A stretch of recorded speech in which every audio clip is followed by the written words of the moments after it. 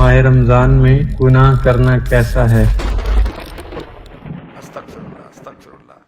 گناہ کیا ہوتا ہے؟ اللہ رسول کی نافرمانی۔ جس کام کا اللہ رسول نے کہا وہ نہ کرنا، اور جس کام سے منع کیا وہ کام کر لینا، یہ ہے گناہ۔ دیکھیں، ایک گناہ جو ہے وہ گناہ ہے، گناہ سے اللہ رسول کی ناراضی ہوتی ہے۔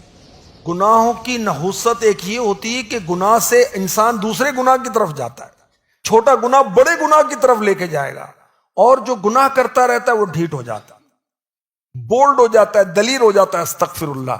اور پھر وہ دیدہ دلیری کے ساتھ جب گناہ کرتا ہے تو بسا کا توبہ استغفر اللہ، ایمان بھی برباد ہو سکتا ہے۔ اللہ کی پناہ، اللہ کی پناہ۔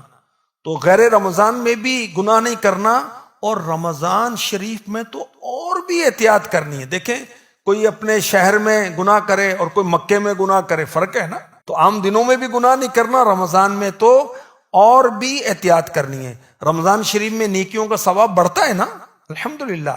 نفل کا ثواب فرض کے برابر، فرض کا 70 گنا۔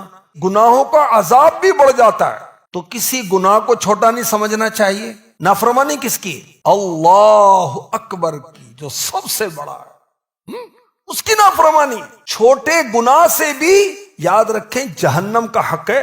ہمارے آقا صلی اللہ علیہ وسلم کا ارشاد آپ کو سناتا ہوں۔ ارشاد فرمایا، میری امت ذلیل و رسوا نہ ہوگی جب تک ماہ رمضان کا حق ادا کرتی رہے گی۔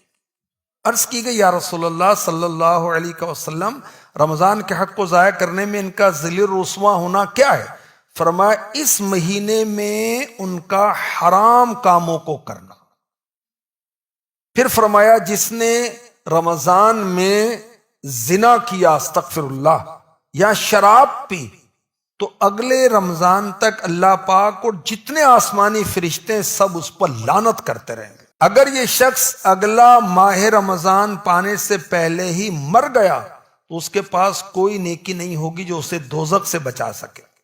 رمضان کے معاملے میں اللہ سے ڈرو، کیونکہ جس طرح اس مہینے میں اور مہینوں کے مقابلے میں نیکیاں بڑھا دی جاتی ہیں، اسی طرح گناہوں کا بھی معاملہ ہے۔ اللہ ہمیں گناہوں سے بچائے۔